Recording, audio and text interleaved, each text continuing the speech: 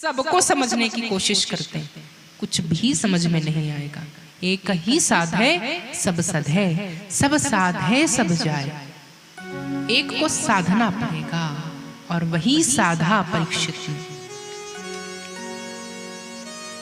वही साधा माता पार्वती ने, वही साधा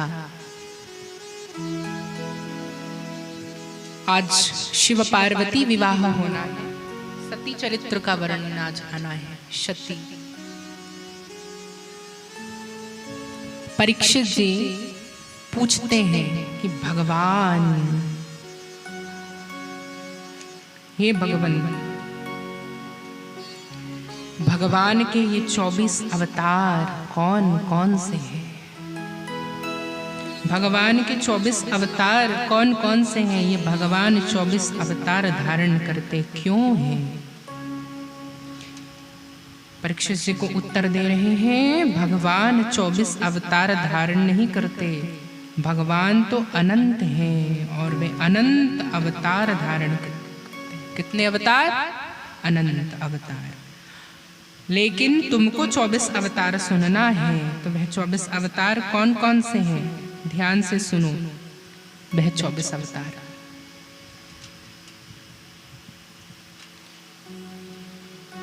जय जय मीन बराह कमठ नर हरि बलि बावन, परशुराम रघुबीर कृष्ण कीरति जग पावन, बुद्ध कलकी व्यास पृथु हरि हंस मनवंतर, यज्ञ ऋषभ हयग्रीव ध्रुव बरदै धनवंतर, बद्रिपति दत्त कपिल देव सनकादिक करुणा करो, 24 रूप लीला रुचिर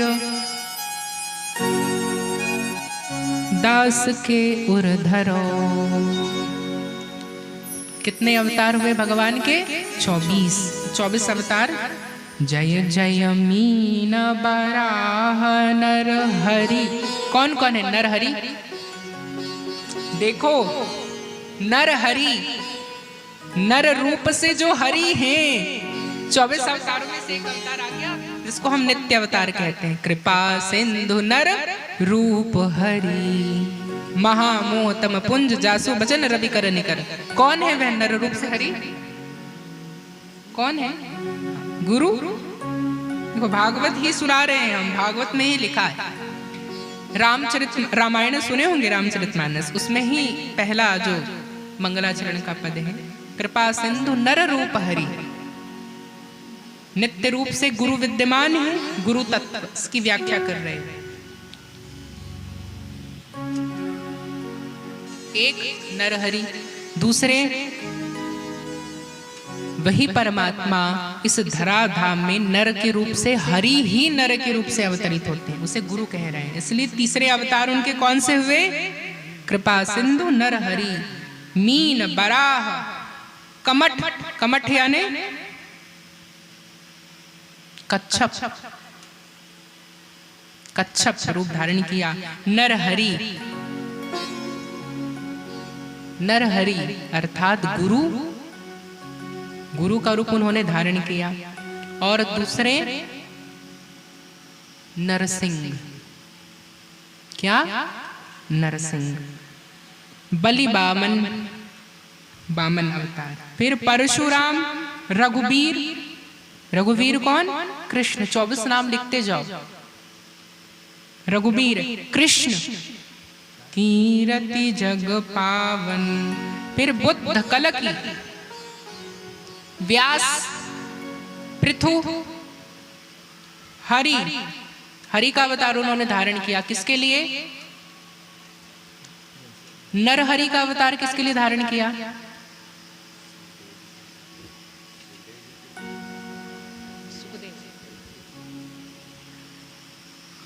हम जैसे शिष्यों के लिए, परीक्षित जी के लिए, सुखदेव जी के लिए, और हम जैसे लोगों के लिए नरहरि रूप धारण किया। प्रहलाद जी के लिए नरसिंह का रूप धारण किया।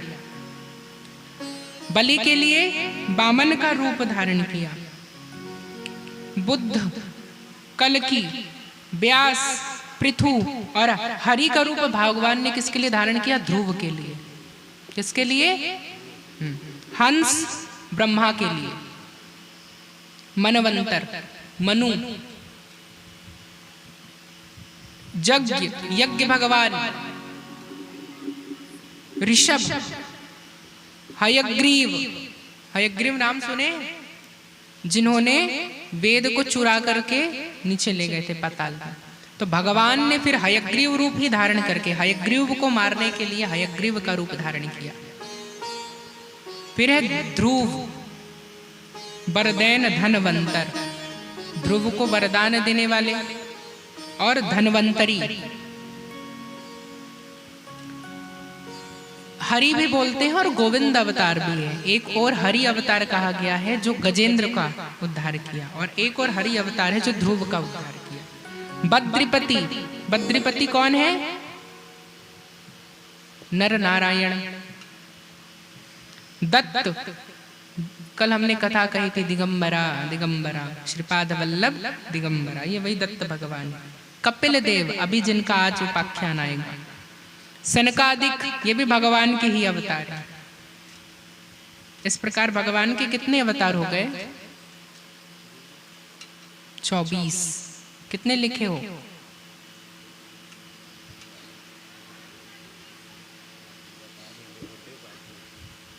अच्छा, सनकादिक आदि ये 4 और हुए। इस प्रकार 24 रूप लीला रुचिर, 24 रूप वे धारण करते हैं। 24 तत्व भी होते हैं और 24 रूप भी होते हैं। फिर भी भगवान अनंत है। हरि अनंत, हरि कथा अनंता, सुन ही समझ ही बहु विधि सब संता। हम सब नाना विध रूपों से, नाना आख्यानों से उन्हें समझते हैं, समझ पाते हैं। तो यहाँ समझने की बात है, भगवान वेदव्यास भी भगवान के ही अवतारी पुरुष हैं। सनकादिक ऋषि भी भगवान के ही अवतारी हैं। 24 अवतारों में से सनकादिक का भी वर्णन है। तो हमने क्या कहा? एक और भगवान लीला करते हैं और दूसरी ओर उस लीला की जानकारी भी भगवान ही देते हैं। तो लीला कब की है? रामकृष्ण के रूप में। जानकारी क्या बन करके दे रहे हैं? व्यास बन करके। अब खुद पूछ भी रहे हैं कथा शिष्य बन करके, सनकादिक के रूप से।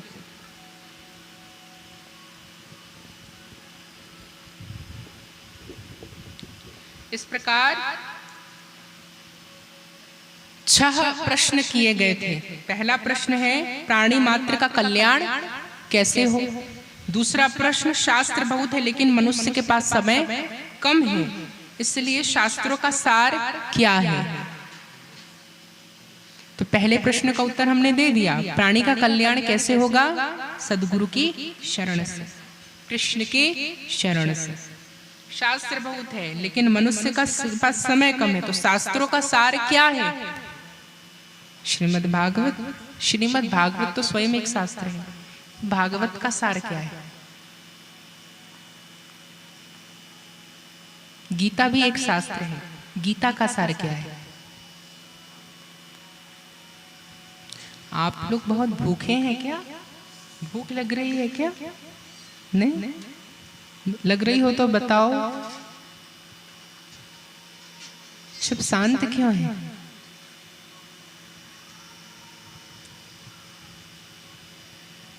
नींद आ रही है? नहीं। कथा अच्छी नहीं लग रही है? अच्छी लग रही है?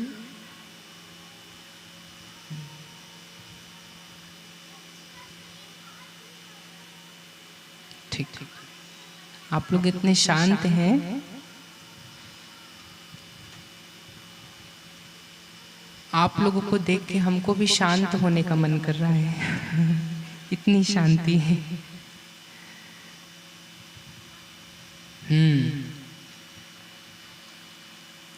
शास्त्र का सार क्या है?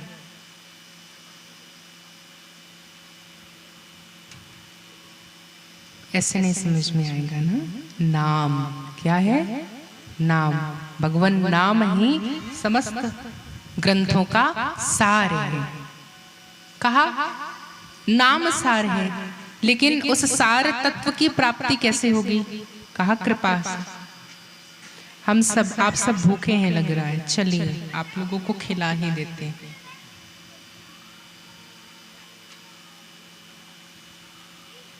राम नाम लड्डू गोपाल नाम खीर, राम नाम लड्डू गोपाल नाम खीर, हरि नाम मिश्री तू घोर घोर पीर, हरि नाम मिश्री तू घोर घोर पीर, हरि नाम मिश्री तू घोर घोर पीर, हरि नाम मिश्री तू घोर घोर पीर, राम नाम लड्डू गोपाल नाम खीर, राम नाम लड्डू गोपाल नाम खीर, राम नाम लड्डू गोपाल नाम खीर, राम नाम लड्डू गोपाल नाम खीर, हरि नाम मिश्री तू घोर घोर पीर, हरि नाम मिश्री तू घोर घोर पीर, हरि नाम मिश्री तू घोर घोर पीर, हरि नाम मिश्री तू घोर घोर पीर।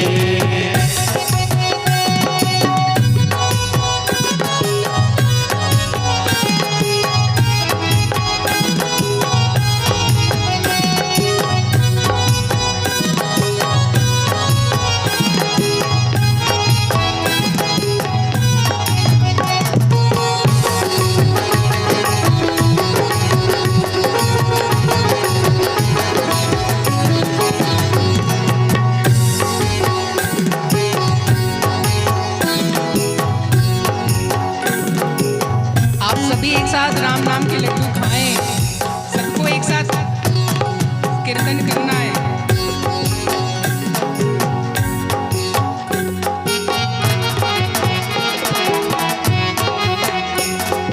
जब तक कि हम ये नाम रूपी भजन का स्वाद नहीं लेंगे, परमात्मा ने 4 प्रकार के अन्न बनाए हैं। कितने प्रकार के? 4 प्रकार के। उसमें से हम जो शरीर को, ये जड़ वस्तु है, हाड़ मांस का शरीर, इनको पुष्ट करने के लिए परमात्मा ने अन्न बनाया है, अनाज। उसके भोजन से यह शरीर पुष्ट होता है। और दूसरा, भगवान ने मन बनाया है, तो कहा मन के लिए गुरु के द्वारा मंत्र दिया गया है, वो मंत्र मन का अन्न है। और कहा कि भगवान का अन्न क्या है? तो कहा भगवान का अन्न है उस मंत्र से निकला नाम। कहा हम इस शरीर को भोजन करके पुष्ट कर लेते हैं, लेकिन अपनी आत्मा को और परमात्मा को पुष्ट नहीं कर पाते, इसलिए आत्मा क्षुब्ध हो जाती है, कमजोर हो जाती है। तो आत्मा को आज हम यहाँ कथा पंडाल में बैठ करके पुष्ट कर रहे हैं। इसलिए ये 7 दिन की कथा है ना, ये आत्मा को स्वस्थ करने की है। हम सभी परेशान हैं घर गृहस्थी के माया मोह जंजाल से। कोई ना कोई दुखी है, कोई शरीर से दुखी है, कोई तन से दुखी है, कोई मन से दुखी है, कोई धन से दुखी है, कोई रिश्तों से दुखी है, पर दुखी तो सब है। तो दुखी क्यों है? क्योंकि आत्मा कमजोर है। आत्मा को पुष्ट कर लो तो गोपी और मीराबाई से बड़ा कोई दुख था क्या? मीराबाई को तो सब तरफ से दुख थे। प्रहलाद जी, उनको किसी दुख की कमी थी क्या? दुख ही दुख था, लेकिन फिर भी वे मस्त रहते थे, हंसते रहते थे। क्यों? क्योंकि उनके पास आत्मा स्वस्थ थी। और वे आत्मा स्वस्थ कैसे होती थी? क्योंकि उनके पास नाम रूपी अन्न था, नाम रूपी धन था। तो हम क्या प्रहलाद जैसे हैं क्या? क्या हमारे लिए पिता हमारी मृत्यु के लिए आतुर हैं? क्या हमारी बुआ हमको मारने के लिए आ रही है? क्या हमें हाथी से कुचलवाया जा रहा है? क्या हमें खाई में फेंका जा रहा है? क्या हमें आग में जलाया जा रहा है? फिर इससे बड़ा संकट क्या हो सकता है? लेकिन फिर भी प्रहलाद ने हार नहीं मानी और उस संकट में भी प्रसन्नता से हरि नाम लिया। मीराबाई महलों में रहने वाली, लेकिन समाज ने तिरस्कार किया। कौन नहीं हंसा उनके लिए? पति ने उनको विष का प्याला भेजा, सर्प की माला भेजी, लेकिन क्या हुआ?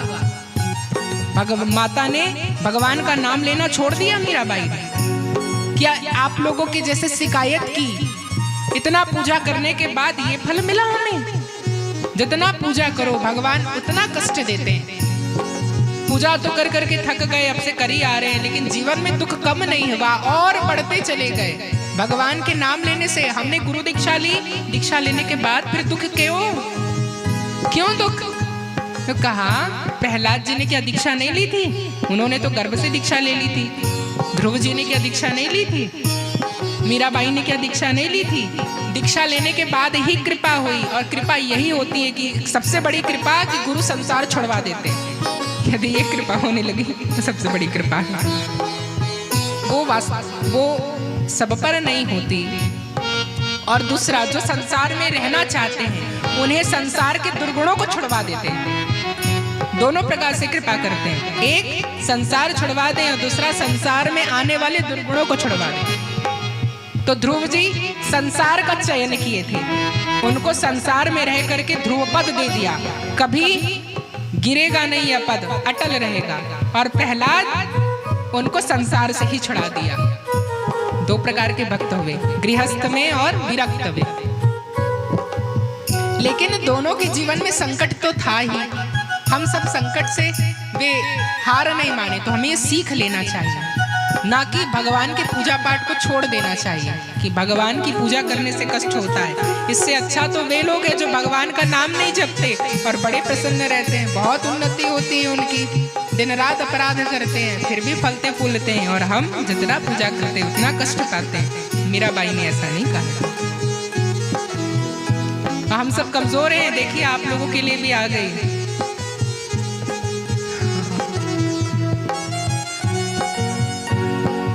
राम नाम लड्डू गोपाल नाम की, राम नाम लड्डू गोपाल नाम की, राम नाम लड्डू गोपाल नाम की, राम नाम लड्डू गोपाल नाम की, हरि नाम मिश्री तू घोर घोर की, हरि नाम मिश्री तू घोर घोर की, हरि नाम मिश्री तू घोर घोर की, हरि नाम मिश्री तू घोर घोर की।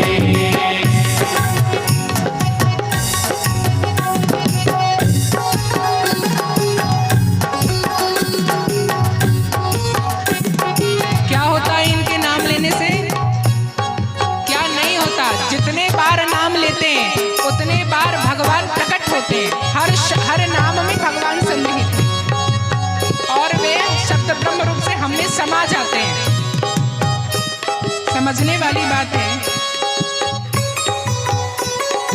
राम तेरे मन में श्याम जीवन में, राम तेरे मन में तो श्याम जीवन में, राम तेरे मन में तो श्याम जीवन में, राम तेरे मन में तो श्याम जीवन में, काटते हैं भक्तों के संकट क्षण में, काटते हैं भक्तों के संकट क्षण में, काटते हैं भक्तों के संकट क्षण में, काटते हैं भक्तों के संकट क्षण में। ज्ञान से सुनो यह बात बड़ी काम की, ध्यान से सुनो यह बात बड़े काम की, ज्ञान से सुनो यह बात बड़े काम की, ध्यान से सुनो यह बात बड़े काम की, हरि नाम मिश्री तो घोर घोर की,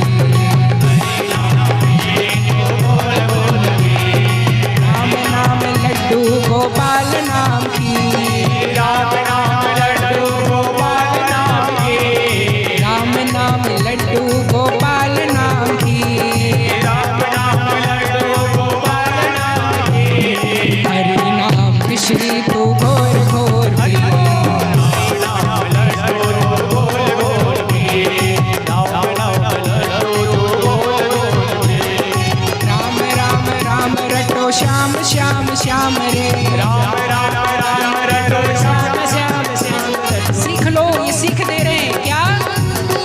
राम राम राम रटो राम राम राम रे, राम राम राम रटो श्याम श्याम श्याम रे, आएगा अंत समय बस यही काम रे, आएगा अंत समय बस यही काम रे, आएगा अंत समय बस यही काम रे, आएगा अंत समय बस यही काम रे, राम नाम लड्डू गोपाल नाम की, राम नाम लड्डू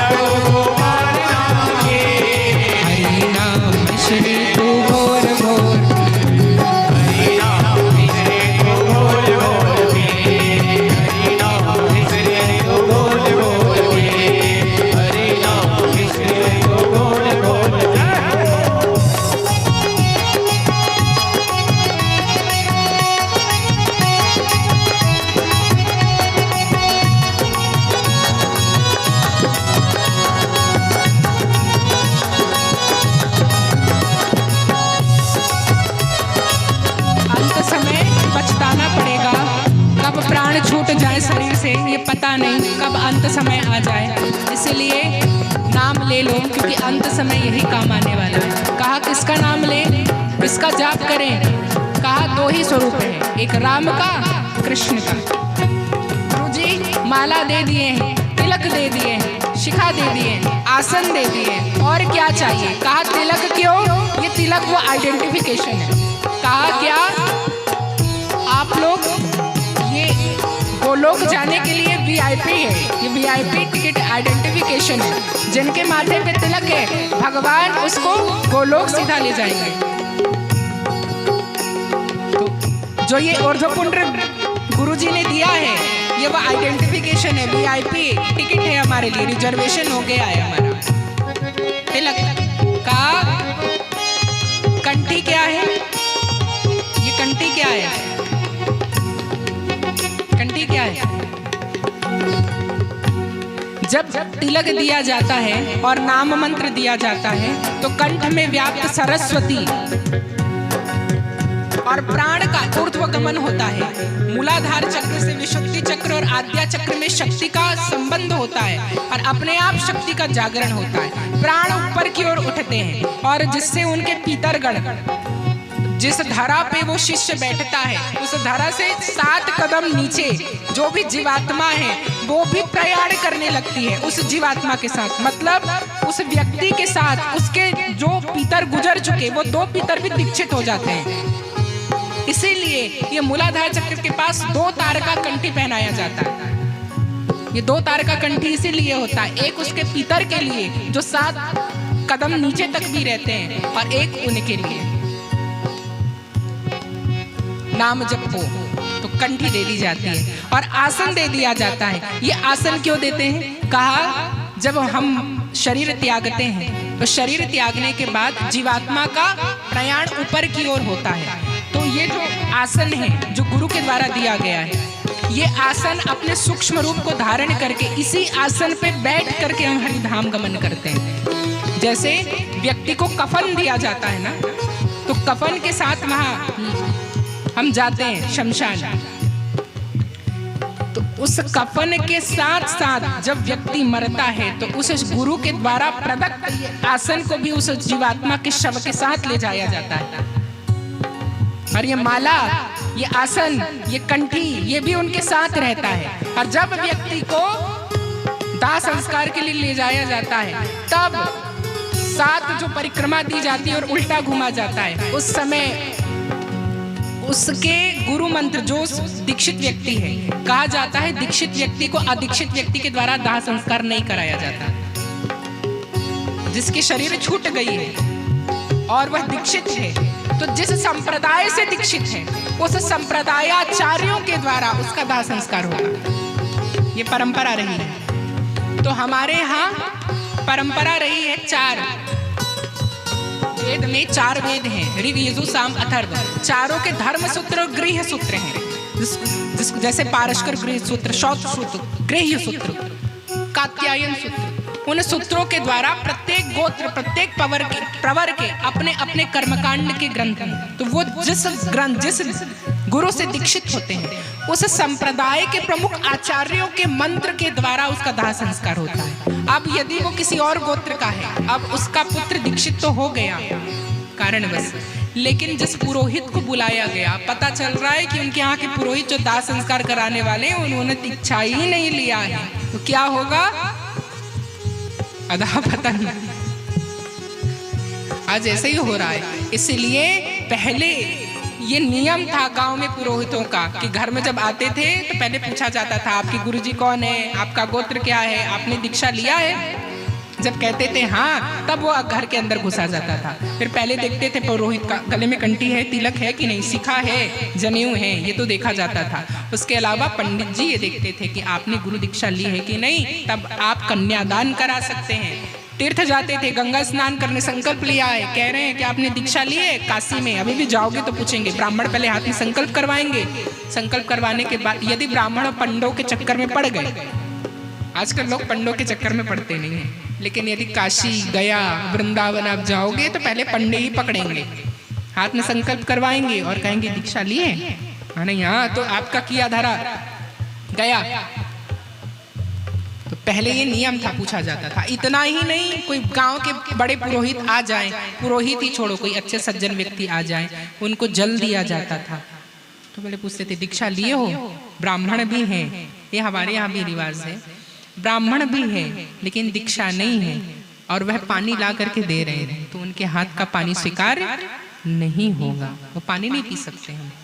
कोई दीक्षा ले लिया है, वो चाहे गृहस्थी हो, पर कोई अदीक्षित व्यक्ति वो उपवास में है और उसके हाथ से उसको दे रहा है खाना बना करके, या फलाहार दे रहा है या कुछ भी दे रहा है, वो उसके हाथ से ले ले तो उसको उसका फल नहीं लगेगा। यदि उसके गले में माला नहीं है, नहीं लगता। उसी प्रकार हम बात कर रहे थे आसन की।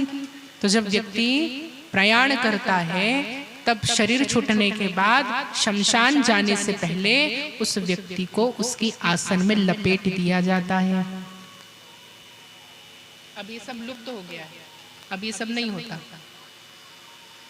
इसी कारण सब तितर बितर हो रहे हैं। फिर यदि वहां समय न मिले, अवसर न हो, तो फिर 13वें दिन जब अस्थि संचय होता है, उस दिन उसके अस्थियों को उस आसन पे लपेट के, जिसमें दीक्षा लिया, उस आसन के साथ गंगा में प्रवाहित किया जाता है। पर वो माला भी होना जरूरी है, गुरु जी का माला आसन, और उस आसन मंत्र के साथ वो गया में अस्थि प्रवाहित होगा।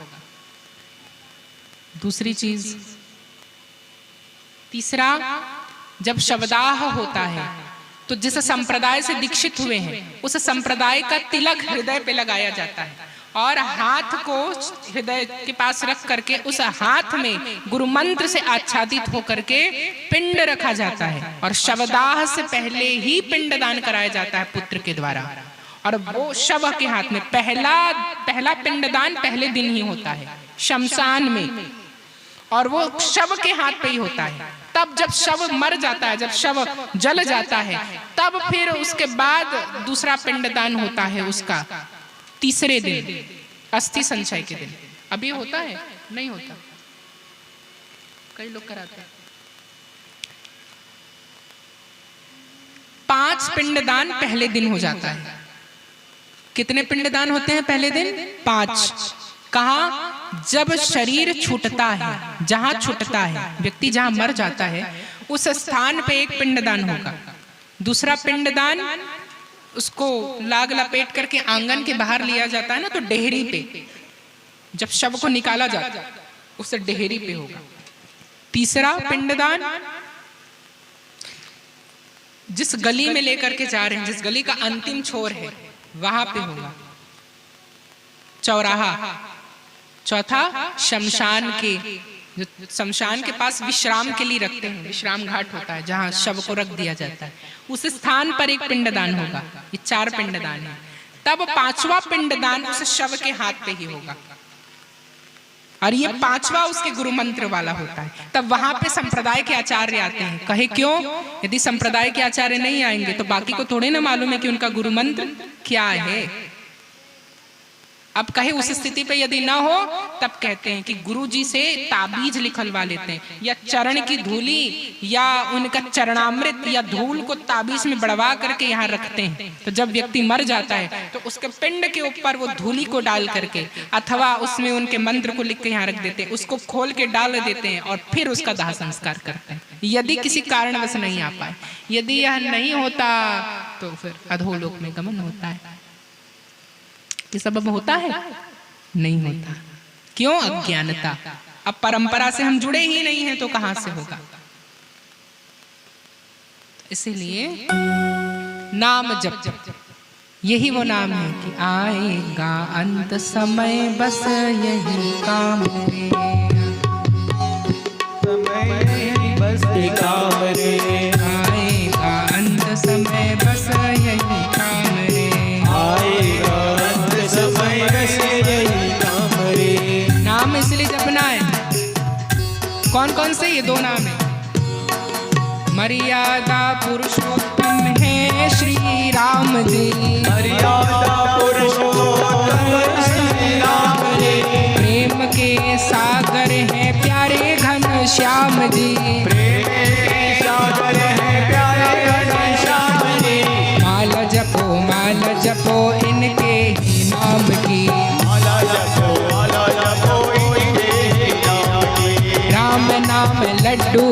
गोपाल नाम की, राम नाम लड्डू गोपाल नाम की, राम नाम लड्डू गोपाल नाम की, राम नाम लड्डू गोपाल नाम की, हरि नाम श्री तू घोर घोर, हरि नाम श्री तू बोल बोल भी, हरि नाम श्री तू बोल बोल भी, हरि नाम श्री तू बोल बोल भी, हरि नाम श्री तू बोल बोल भी, हरि नाम श्री तू बोल बोल भी। अब सबका पेट भर गया।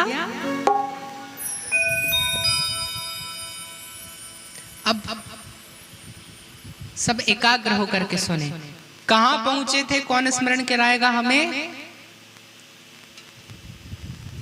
24 अवतार। फिर भगवान ने क्या पूछा, ये 24 अवतार कैसे प्राप्त होंगे? कहा विश्वास से। वह विश्वास कैसे जागृत होगा? नाम से। और जब उनकी शरण में आ जाएंगे तब हमारे विश्वास की जागृति हो जाएगी। क्योंकि विश्वास नहीं होगा तो इस संसार में व्याप्त अत्याचार अनाचार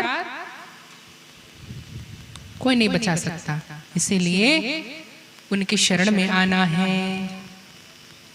और जब शरण में आ जाते हैं, शक्ति चार्ज जब आत्मा हो जाती है नाम से, 4 प्रकार के अन्न हमने कहा था ना, उससे नाम से जब चार्ज हो जाती है तब मन में विश्वास जागृत होता है। तो हम सबको भी विश्वास जगाना है। आए विश्वास जगाएं और अपने अंदर व्याप्त बुराइयों से विजयी हो। परीक्षित हुए थे ना विजयी, विभीषण हुए थे ना विजयी, प्रहलाद हुए थे ना। ये विभीषण कौन है मालूम है? राक्षस कुल में जन्मे। तो राक्षसों का स्वाभाविक कर्म क्या होता है? राक्षसी प्रवृत्ति होती है। लेकिन विभीषण तो इससे विपरीत थे। क्यों? क्योंकि उन्होंने विजयी प्राप्त की थी, विजयता प्राप्त की थी मन पे, और विश्वास एक था। और केवल विभीषण ही नहीं, दूसरे ऐसे नाम बताओ जो राक्षस कुल में जन्मे थे और जिनको भगवान की प्राप्ति हुई। प्रहलाद जी, ये भी तो राक्षस कुल के थे, लेकिन फिर भी इन्हें, इनके ऊपर राम की कृपा हुई, भगवान की कृपा हुई और इन्हें भगवत प्राप्ति हुई। किसके कारण? विश्वास के कारण। तो इन्होंने विश्वास कैसे जीता? आचरण में ला करके। तो हमें भी आचरण में लाना है। केवल यहाँ बैठ करके कथा सुन तो रहे हैं कि हमें ये करना है, ये नहीं करना है, लेकिन घर जा करके सब गुड़ गोबर ऐसे नहीं करना है। यहाँ जो हमने सीखा, जो सुना, उसे अब बारी है घर में जा करके उतारने की। आप लोग तिलक हमेशा लगाते हैं ना? हाँ, कभी माथा खाली नहीं होता ना?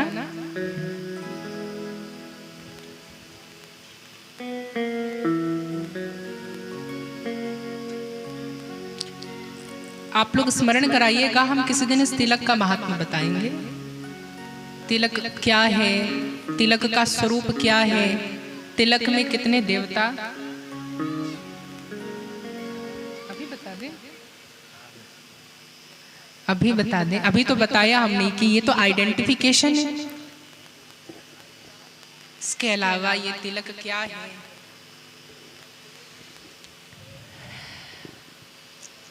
बहुत गुप्त रहस्य है। भगवान के कितने आयुध होते हैं? कितने आयुध होते हैं? शंख, चक्र, गदा, पद्म।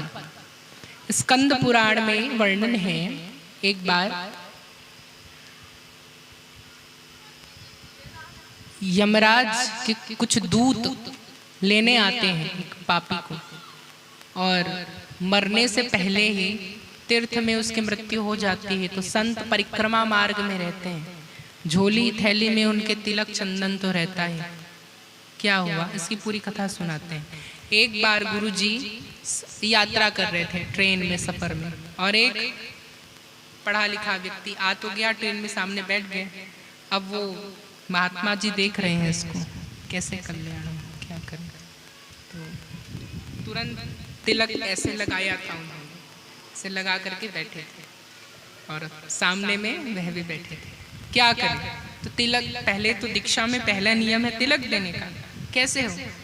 तो जैसे ही ट्रेन रुकती है तो धक्का लगता है, धक्के से अपने माथे को उनके माथे पे जोड़ दिए, तो जो गीला गीला तिलक था वो पूरा उनके तिलक में लग गया। पहले तो हो गई तिलक संस्कार। इसके बाद बैठे ही थे, बैठे बैठे कुछ सामान उनको ऊपर रखना था। कहा हमारा ये सामान है, थोड़ा पकड़ना, हमको देते जाना। और वो खड़े हुए और वो सामान उनको दे रहे थे। तो उनको कहा आप थोड़ा बैठ जाइए, और वो नीचे बैठे सामान देने के लिए, और वो ऊपर किए, और कंठी तो पहने ही थे, वो कंठी अपने हाथ से उनके गर्दन पे पहना दी, कंठी भी हो गई। अब उसके बाद उतरने का समय आ रहा था, नजदीक था। अब कहा अब एक ही चीज बचा है, नामदान करना है, नाम कैसे दें? तो उनको पास बुलाया, आइए थोड़ा इधर, कुछ काम है। तो कहे क्या काम है? हम कान पे ही बता सकते हैं। नजदीक आए और कान पे उन्होंने राम नाम दे दिया। अब कही हो गई है तुम्हारी दीक्षा, अब उतर गए, हम जा रहे हैं, अब चलो सामान पकड़ो, तुम तो हमारे शिष्य हो, चलो वृंदावन, अब तो तुमको चलना पड़ेगा। तो कहे अरे ऐसे नहीं होगा, अब साधु बिरादरी में तुमको दंड मिलेगा, चलो। वो कहें अब क्या करें? अरे हमने तुमको समझ में नहीं आ रहा है तुम्हारे साथ क्या होने वाला है, चलो। कहा नहीं, लेकिन उनको थोड़ा डर आ गई क्योंकि संत महात्मा थे, लेकर के चलने लगे। वो कहे ठीक है, एक रात रुकना फिर चले जाना। तो वो एक रात उनके आश्रम में सामान लेकर के गए, और उसके बाद रात्रि विश्राम हुई।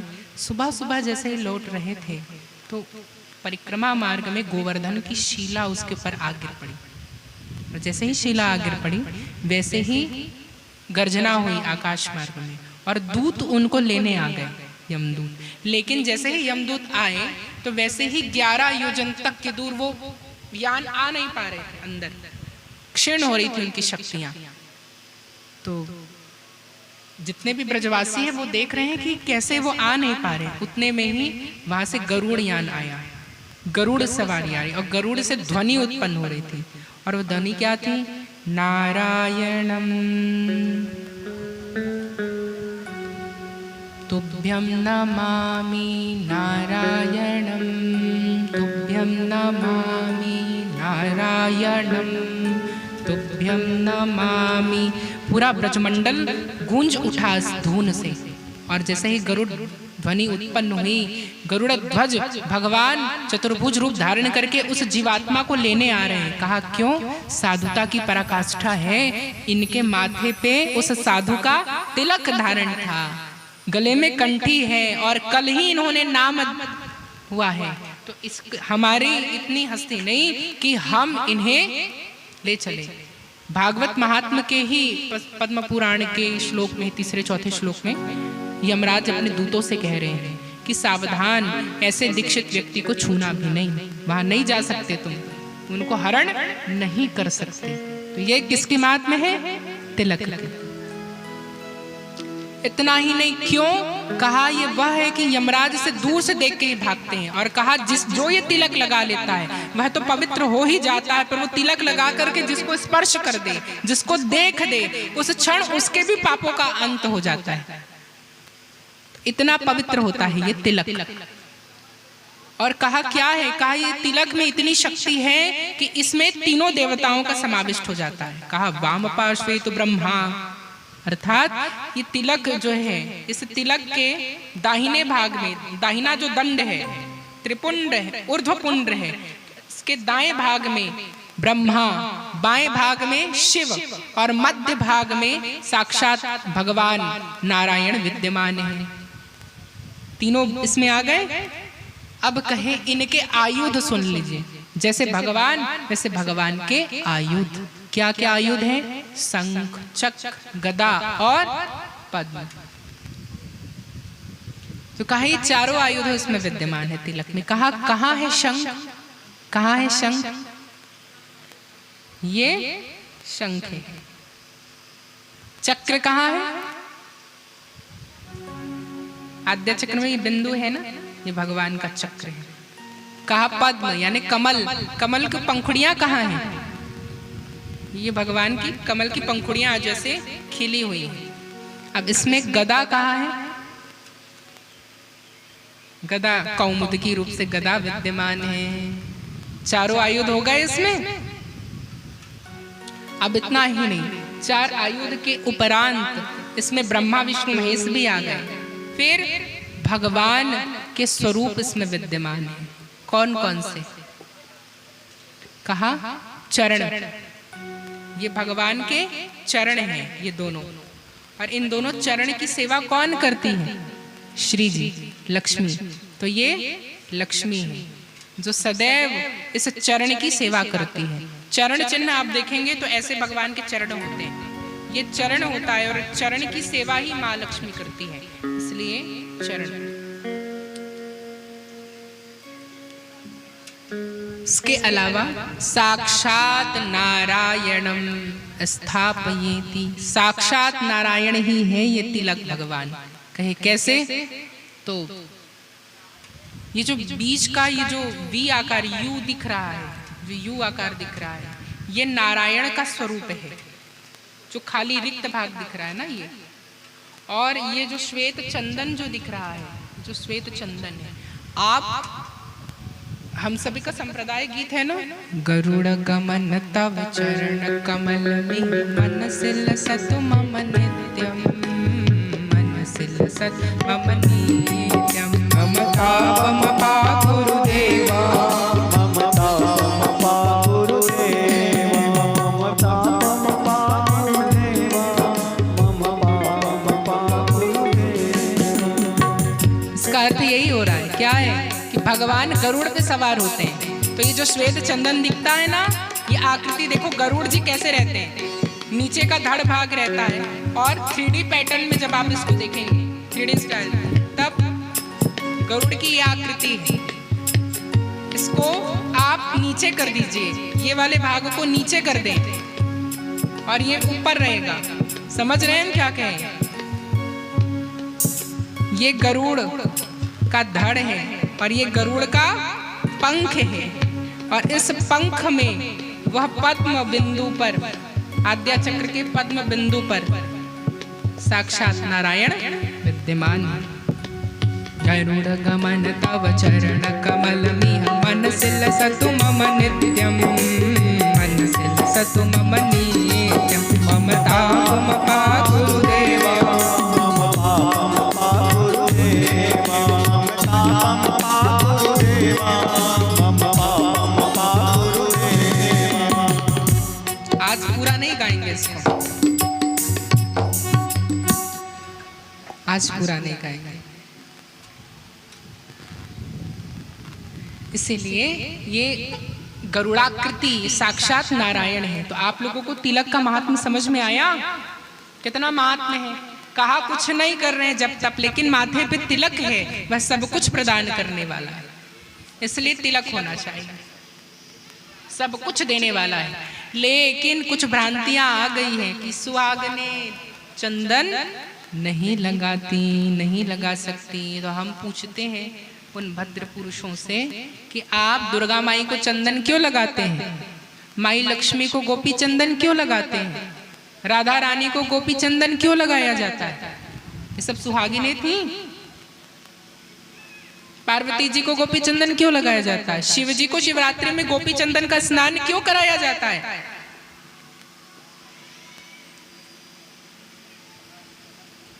सब लगाते हैं, लगाना भी चाहिए, लेकिन अज्ञानता और शठता ये इतना विद्यमान है कि हम अपने परंपराओं को भूलते जा रहे हैं।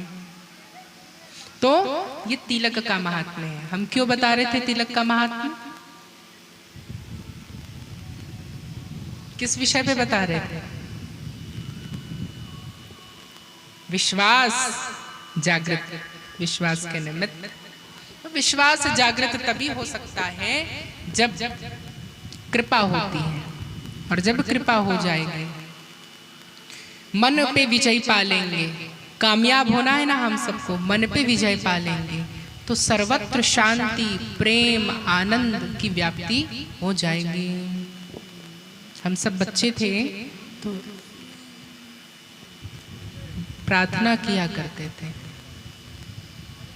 हम होंगे कामयाब, हम होंगे कामयाब, हम होंगे कामयाब एक दिन। हो मन में है विश्वास, पूरा है विश्वास, हम होंगे कामयाब एक दिन।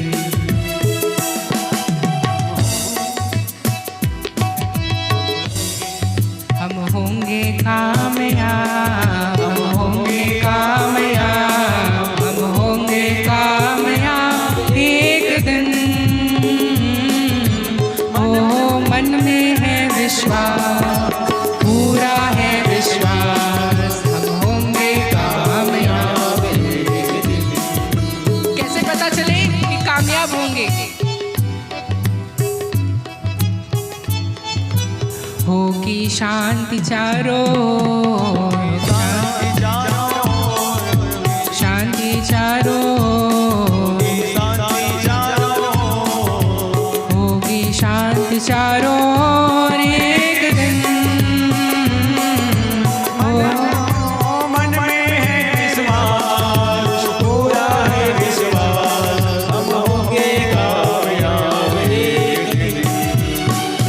नहीं डर किसी का, नहीं डर किसी का, नहीं डर किसी का एक दिन। मन में है विश्वास, पूरा है विश्वास, हम होंगे कामयाब एक दिन।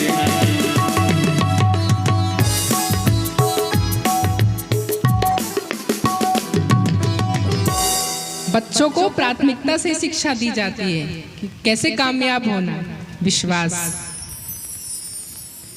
तो परीक्षित जी भी उसी विश्वास से मृत्यु पर कामयाबी प्राप्त किए।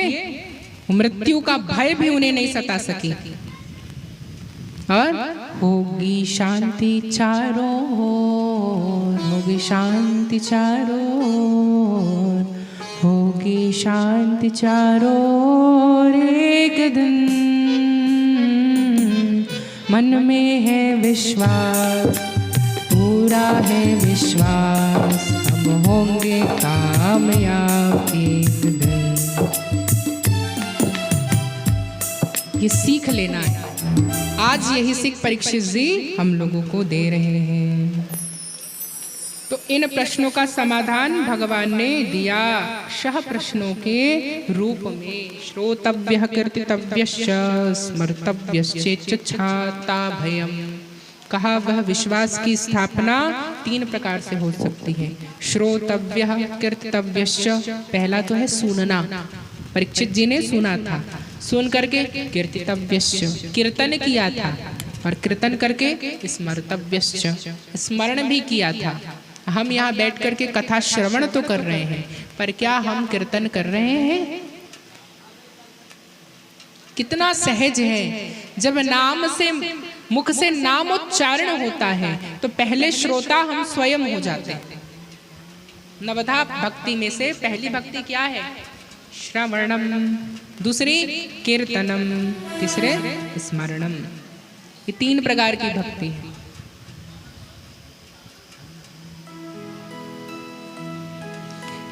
तो उसमें सबसे पहले कीर्तन पे ध्यान दिया जाता है। कीर्तन कैसे होना चाहिए? कहा उच्च स्वर से हम स्वयं बोलें और स्वयं सुने। तो जब हम बोल करके स्वयं सुनते हैं तो 3 प्रकार की भक्ति हो जाती है। पहला तो बोल के कर रहे हैं, कीर्तन भी हो रहा है। दूसरा जब बोल रहे हैं उसको सुन भी रहे हैं तो श्रवण भी हो रहा है। और जिसको सुन रहे हैं उसकी याद भी आ ही जाएगी। राम राम कह रहे हैं तो राम के स्वरूप का स्मरण होगा तो स्मरण भी हो गया। एक साथ तीनों हो गए। इसलिए हमें उच्चारण करना चाहिए। इसलिए कहते हैं कभी भी संबोधन करें तो जय श्री कृष्णा, राधे कृष्णा कहा जाता है। क्यों? क्योंकि संबोधन है ये। इसी बहाने नाम दान भी हो रहा है और कीर्तन भी हो रहा है। हम लोगों को भी यही करना चाहिए। आज हम संबोधन कर रहे हैं हाय और हेलो से। ये हाय और हेलो मातम नुमा शब्द है। इसका प्रयोग न करें तो ही अच्छा, और उसके जगह विठ्ठल विठ्ठल विठ्ठला हरि ओम विठ्ठला, हरि ओम का उच्चारण करो।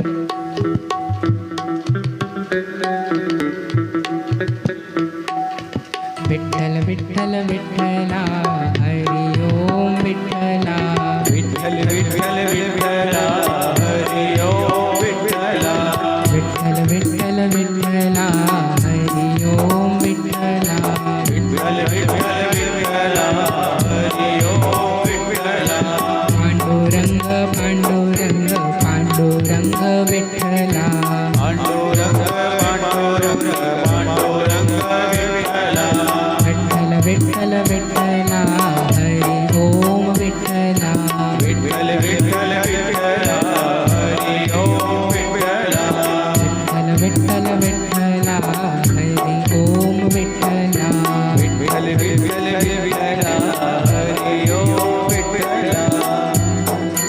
हरि ओम बोलना सीखें। हरि ओम, हरि ओम।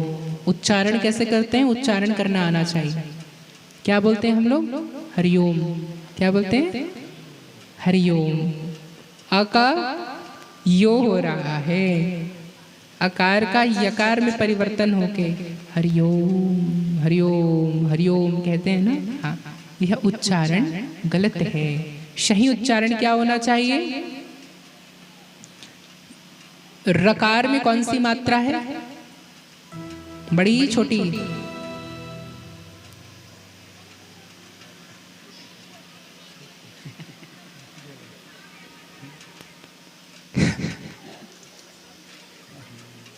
बढ़िया है, दोनों बाण चला दिए, कोई ना कोई एक तो सत्य होगा ही। क्या है? छोटी। छोटी ई है, और उसमें क्या लगा हुआ है? ये मंत्र है, विसर्ग। तो क्या बोलते हैं? हरि ओम। क्या बोलते हैं? हरि ओम हरि ओम हरि ओम हरि ओम। तो जब भी किसी को संबोधन करे तो हरि ओम करे, हरि ओम नहीं। शब्द बिगड़ गया, मंत्र का अक्षर बिगड़ा तो वही हाल होता है। कुंभकर्ण जी ने मांगा था इंद्रासन, लेकिन निकल गया ई। मात्रा का ही फेर था। देखिए, बड़ी ई छोटी ई हम कह रहे हैं ना, इस मात्रा का ही फेर था। ई की जगह उन्होंने लिख दिया नी, और क्या मिल गया? निद्रासन। 6 महीने जाओ सोते ही रहो। तो इसलिए शब्द का ध्यान मंत्र में रखना पड़ता है। नाम में आप कुछ भी ले लें, नाम की मर्यादा नहीं है। नाम में किसी को नाम लेना आए, किसी को ना लेना आए, कोई बात नहीं। हम नाम कैसा भी ले सकते हैं। उसके लिए ये नहीं है कि आप रकार को रोकार पढ़ो, रिकार को रुकार पढ़ो। उड़ीसा में देखें कैसे नाम लेते हैं। हमारे यहाँ इधर हरे राम कहते हैं, उधर बंगाल और उड़ीसा में हरे रामो राम राम हरे हरे कहते हैं। पर भगवान कहते हैं क्या किससे मिलेंगे? नहीं मिलेंगे। चैतन्य महाप्रभु ने तो हरे राम करके ही मिला था। और गुजरात तरफ चल दें तो वहां कोई कृष्ण नहीं करता। कृष्ण हरे कृष्ण, कृष्ण कहते हैं। कृष्ण नहीं कहेंगे, क्या कहेंगे? कृष्ण। तो रिकार का उच्चारण नहीं बनता, लेकिन फिर भी सबको नाम पे छूट है कि जो भी नाम ले लें। इतना ही नहीं, आप चलते ब्रज में या MP तरफ चल दीजिए तो वहां कोई कृष्ण नहीं कहता। क्या कहते हैं? किशन। क्या कहते हैं? किशन, किसना। कृष्णा नहीं कहेंगे, क्या कहते हैं? किसना, किसना। लेकिन फिर भी भगवान सुनते हैं। एक बार बाबा जी अपना आसन लगा करके बैठ गए एक चट्टान की ओर, और वहीं एक दंपत्ति कृषक कार्य कर रहे थे, कृषि कर रहे थे। तो उन्होंने कहा महाराज जी दीक्षा दे दीजिए। तो कहे मंत्र तो आप देखिए, मंत्र की महत्तम है। आप मंत्र के शब्द का विन्यास इधर उधर नहीं करेंगे, वो जैसा है वैसा ही रहेगा। हरि ही ओम है तो हरि ही ओम ही बोलेंगे, हरि ओम नहीं बोल सकते। हाँ, आपको नाम लेना है तो नारायण, हरि, कृष्ण, केशव, माधव जो बोलना है, राम, कृष्ण, आप उसे ऊपर नीचे कर सकते हैं, लेकिन मंत्र को ऊपर नीचे नहीं कर सकते। तो गुरुजी जानते थे, इसलिए उन्हें दे दिया मंत्र किशन कन्हैया। क्या दे दिया? कृष्ण कन्हैया। उनको क्या दे दिया? जाओ, तुमको आज से हम दीक्षा देते हैं कृष्ण कन्हैया, इसका नाम रखना। अब वो कहा, गुरुजी ने नाम मंत्र दे दिया, कहीं भूल ना जाए, तो उसको रटते रटते जाते हैं। वो रटते रटते कृष्ण कृष्ण कन्हैया, कृष्ण कन्हैया, कृष्ण कन्हैया, ऐसे रटते रटते वो जा रहे थे। लेकिन जाते जाते अचानक में कोई मिल गया, आन पड़ा और बोले, अरे राम राम राम राम। तो बात करके निकल पड़े। अब गुरुजी ने कोई मंत्र दिया था, किशन कन्हैया, किशन कन्हैया, किशन कन्हैया, किशन कन्हैया। क्या हुआ? किशन कन्हैया, कृष्ण कन्हैया से किशन कन्हैया। फिर जैसे ही खेत कार्य आरंभ किया, वैसे ही पत्नी आ गई उनके लिए कुछ लेकर के, कहा खा लीजिए। खाए। उसके बाद अरे गुरुजी ने कोई नाम दिया था। बोली, नाम दिया था आपको? क्या नाम दिया था, हमें भी बताइए, हम भी जपेंगे। नाम याद नहीं आ रहा है। हाँ, खिसल कन्हैया, खिसल कन्हैया, खिसल कन्हैया। और दोनों दंपत्ति इसी नाम का जप करने लगे, और उस नाम के प्रभाव से उन्हें दर्शन भी हुआ। थे तो वह गांव के रहने वाले, लेकिन भाव में शुद्धता थी। तो नाम में वो सामर्थ्यता और वो सार्थकता है कि वह ईश्वर दर्शन करा दे। लेकिन मंत्र में उथल पुथल नहीं होना चाहिए। हम हरिओम बोल रहे हैं या हरि ओम बोल रहे हैं, इसका उच्चारण करना चाहिए। क्या बोलते थे आप लोग अभी तक? हरिओम। य आ रहा था, य का विच्छेद करके बोले हरि ओम, हरि ओम, हरि ओम, हरि ओम, तो आ जाएगा। अकार का उच्चारण करना है, हरि ओम। हमारे यहाँ उच्चारण का स्थान है, नाम उच्चारण का स्थान है। हर वर्ण अपने किसी एक अंग से ही उच्चारित होती है। अकार का उच्चारण कहाँ से होता है? अकार, हकार, अकार अर्थ समझ रहे हैं? अ, क, ख, ग, घ, अंग, इसका उच्चारण कहाँ से हो रहा है? शास्त्र कह रहे हैं, शिव जी डमरू बजाए ना, उस डमरू के स्वर से पाणिनीय शास्त्र निकला, वैयाकरण शास्त्र। उस शास्त्र में शब्द अंकित है, अकूह विसर्जनिया नाम कंठ। ये अकूह विसर्जनिया नाम क्या है? कहा अ का उच्चारण स्थान, क वर्ग का उच्चारण स्थान कंठ से होता है। आप लोग उच्चारण करें, अ क ख ग घ अंग, हो रहा है? अब कहे अकुह विसर्जन्याम कंठा इचु यशाणाम तालु। ई और च का उच्चारण स्थान तालु से होता है। अब आप लोग बोल के देखिए, च छ ज झ ई य, तालु से हो रहा है। यशाणाम तालु, ऋटुरषाणाम मूर्धा, री और ट मूर्धा, यानी जीभ जब थोड़ी मुड़ जाती है और तालु से पीछे वाला भाग जब टकराता है तो री ट ठ ड ढ ण, जीभ मुड़ रहा है, जीभ मुड़ेगा, ठ ठ ढ ण। फिर कहा लितुरसानाम दंतः, कहा ल, री और द, त, इसका उच्चारण स्थान कहाँ से होगा? दांत से। ल, त, थ, द, ध, न, जिह्वा छुआ रही है दांत से। दांत, जिनका दांत नहीं है वो ये शब्द का उच्चारण नहीं कर पाएंगे। त, थ, द, ध, न। देखिए कितना वैज्ञानिक तत्व है शब्द में। दांत से हो रहा है, ऋतुरसानाम दंता, ऋटुरषाणाम मूर्धा, उपधमनिया नाम ओष्ठौ, कहा ऊ और प, इसका उच्चारण स्थान ओष्ठ से होता है। यदि होंठ से ना जुड़ाओगे तो नहीं निकल पाएगा। ऊ और प, बिना होंठ हिलाए प बोल के दिखाओ भला, नहीं बोल पाएंगे। अ निकलेगा, प नहीं। और अ का उच्चारण स्थान कंठ हो रहा है। वेद की वैज्ञानिकता देखें, हमारा एक एक शास्त्र, एक एक कंठ, एक एक शब्द, एक एक तालु, एक एक अंग से निकल रहा है। इतना ही नहीं, यम गणना नाम नासिका च, सभी अक्षर का अपने से पंचम वर्ग, क ख ग घ अंगा, जैसे या टहडा ना ना पापा पापा म, ये यम गणना नाम, यम अंग ण न और म, इनका उच्चारण स्थान नासिका से होगा। नाक बंद कर दो और न बोल के दिखाओ, या सर्दी हो तब न और म नहीं निकलता। इसका उच्चारण स्थान क्या है? नासिका। तो ये है यमगणना नाम नासिका च,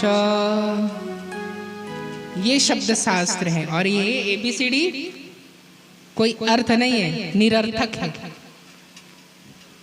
तो सब प्रत्येक का एक है, तो रकार कहां से निकल रहा है? हम राम बोल रहे हैं। अब इतना ही नहीं, उष्म, कुछ उष्म शब्द भी है। उष्म शब्द कहां से निकलते हैं? जो उष्मा देते हैं और पेट से निकलते हैं। कौन से हैं? ह कहो, ह कहेंगे तो पेट से आवाज आ रही है। श छ त्र ज्ञ, पेट हिलेगा। ह क्ष त्र ज्ञ, हिला? ह छ त्र ज्ञ नहीं हिल रहा। उष्मा, पेट से उष्मा आ रहा है, कंठ और पेट से। ह, हम लोग उच्चारण करना नहीं आता हम लोगों को। हम लोग कैसे ह ऐसे उच्चारण करते हैं, ऐसे ह उच्चारण करना चाहिए। श्वास छोड़ देना। ह क्ष त्र ज्ञ, ये उच्चारण का स्थान है। कहा? इसका उच्चारण स्थान कहां से है? पेट से। कुछ को तो उच्चारण करना ही नहीं आता। क्या बोलते हैं हम लोग? ज्ञान के ज्ञ। ज्ञ कैसे लिखते हैं? एक ये हम सब जो बताइए व्यंजन बताए ना, आ जोड़ करके स्वर निकल रहा है। अब ये कितने प्रकार के होते हैं? कई होते हैं शुद्ध स्वर, मिश्रित स्वर, शुद्ध व्यंजन, मिश्रित व्यंजन। तो मिश्रित व्यंजन कौन कौन से हैं? कहें? क्ष, त्र और ज्ञ, ये क्या है? मिश्रित व्यंजन। क्ष, त्र और ज्ञ। त्र कैसे मिश्रित है? क्या क्या वर्ण मिलकर के त्र बने? त और र, तीन और मिले इसमें। अ, हलंत त, हलंत र और अ, तब मिलके बनेगा त्र। क्ष कैसे बना है? संयुक्त अक्षर है। कैसे बना है? क्ष, कक्षा का क्ष, क्षत्रिय का क्ष। हम बोल रहे हैं इससे तो समझ जाइए क्ष कैसे बना है। क्ष, छ और अ, क्ष क्ष, क्षत्रिय, क्षत्रिय। कैसे, क्या बोल रहे हैं हम? क्या सुनाई पड़ रहा है?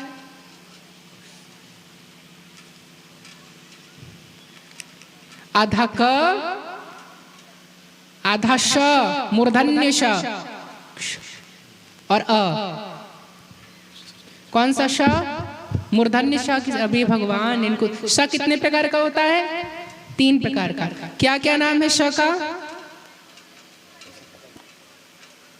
सरोता का स मतलब सरोता से स निकलता है। शक्कर के स मतलब शक्कर स बोलता है। ये अशुद्ध भाषा है। शुद्ध में क्या बोलते हैं इसे? शुद्ध हिंदी में क्या बोलते हैं? दंत्य स, तालव्य श और मूर्धन्य श। समझ जाएं। दंत्य स, तालव्य श, हम मंत्र पढ़ते हैं और ये नहीं जान पाते। आज सिखा रहे हैं 3 प्रकार के श है। अस्तित्व कैसे पहचानेंगे? तो शक्कर को देख के पहचानोगे शक्कर के स, षटकोण के श? नहीं। हाँ, ये पढ़ाया गया है और वो पढ़ाया ही गलत गया है। हमको उच्चारण सीखना है कि स कहां से निकल रहा है। तो कहा दंत्य स कहां से निकल रहा है? स बोलो, ताल, ये जिह्वा दांत से छुआ रही है। किसको बोलते हैं अब आप लोग? हम लोग ये वाली स्कूल में ये वाला ज्ञान नहीं, वो वाला गुरुकुल वाला ज्ञान हुआ है, इसीलिए ये बता पा रहे हैं। तो गुरुकुल में हम लोग दंत्य सा बोलते हैं। आप लोग उसको कौन सा सा बोलते हो? वो जो ऐसे करके बनाते हैं, क्या बोलते हैं उसको? नहीं, जिसके बीच